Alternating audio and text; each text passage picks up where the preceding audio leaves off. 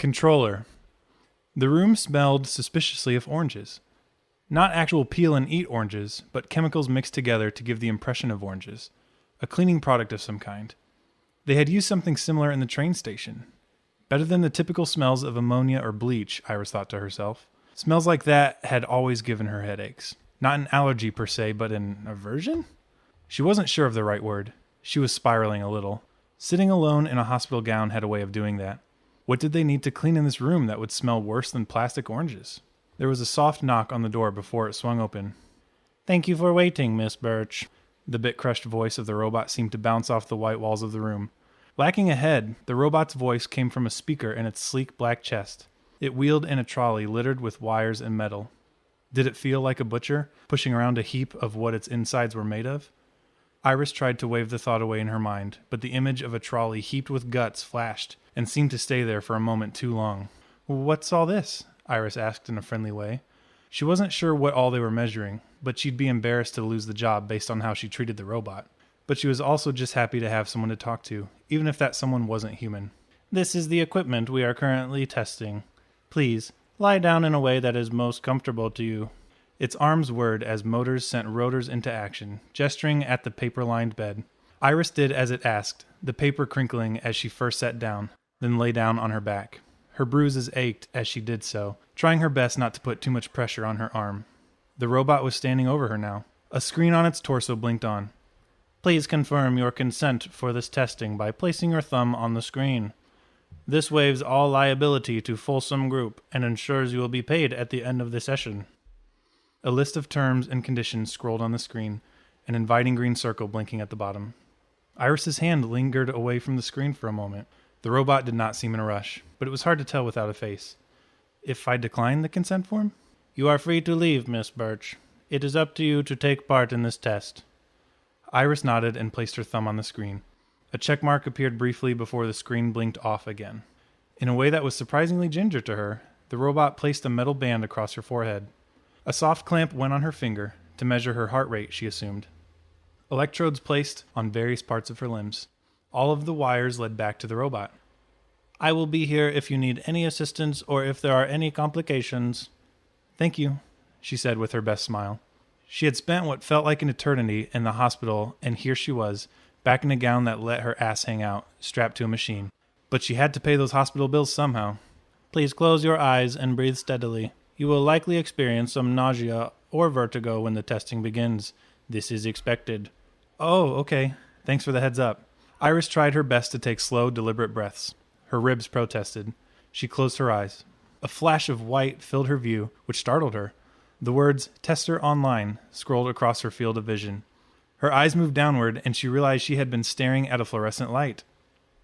The vertigo the robot had warned of came suddenly, and she had to throw her arm out to stop herself from falling over. Her other hand reflexively went to her mouth. After a moment, she looked down to see that the arm that was supporting her against a nearby wall was not hers. She took her hand from her mouth and inspected it. Long, elegant fingers ended in painted nails. "Miss Birch?" The robot was in front of her. No, not the same robot. The same voice, but a different robot. This one was white and held an arm out to her. No wires. She was clothed again. "What's happening?" she asked, grabbing her head. What felt like a tightly wrapped bun had replaced the familiar stubble of her scalp. "The testing has begun, Miss Birch. Please, acclimate yourself to this test environment before moving on to the next." Its arm gently pulled away from her and indicated a door on the far wall. Beside it was a mirror.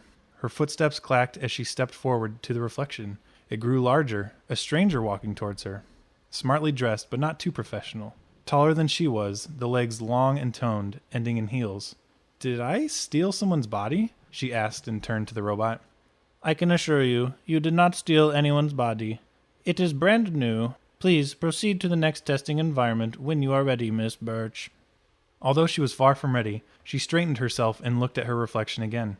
She poked her face, soft at first, but eventually mashing her finger into her cheek. Her whole body felt numb, like the time at the dentist's office when the Novocaine had seeped into her tongue and she kept worrying she would chew it in two. Still looking at her reflection, she reached over and grabbed the doorknob. She opened the door and stepped out to find herself on a subway platform.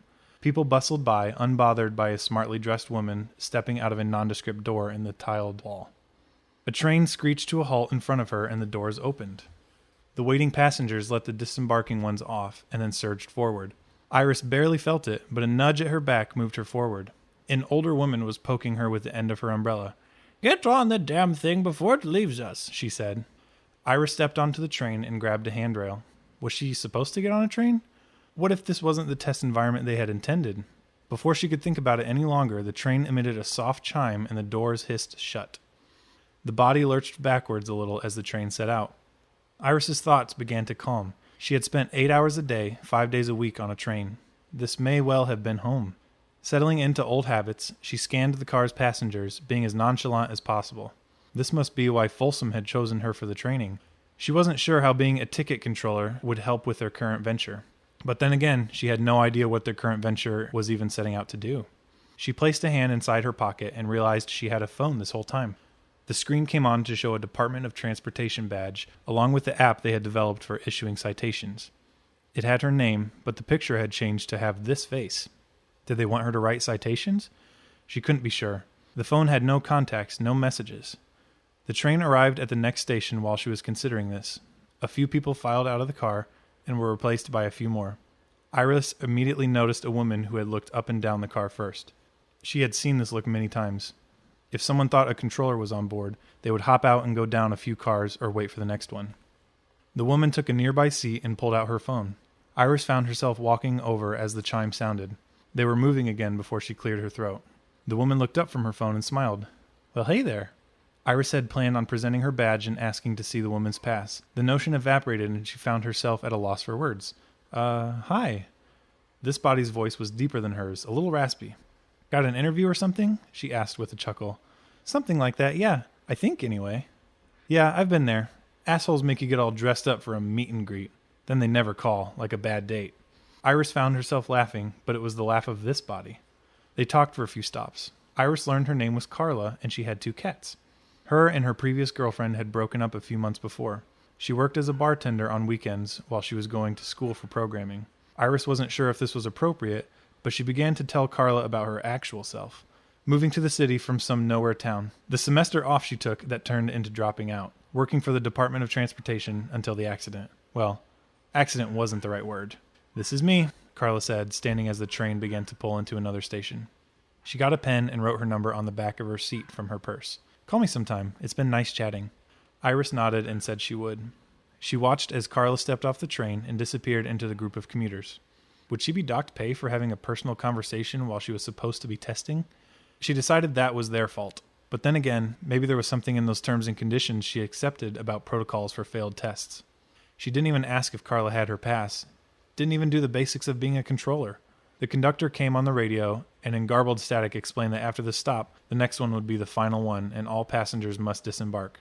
Iris felt that she needed to write at least one citation, prove she was cut out for the job. Less casually now, she watched the incoming passengers. Someone pushing a stroller, someone with a briefcase. The train chimed, and just as the doors were about to close, a man jumped into the car. She watched as he made an exaggerated whew. He looked at her and bared his teeth. Seeing his face, Iris immediately felt her heart race, her actual heart. The heart laying on the bed with the crinkly paper. She wasn't sure if this body even had a heart. Her bruises began to ache, and this body clutched at its ribs. "Hey, are you okay?" the man asked, moving towards her. She fumbled in her pocket and withdrew the phone. She showed the badge and breathlessly asked if he had his pass. This time, it would be different. "Are you serious, lady? Come on. There's only one more stop." "Show me your pass or get a citation. That's how this works." She was standing tall now, staring into his eyes. The last time this had happened, she had had to look up into them.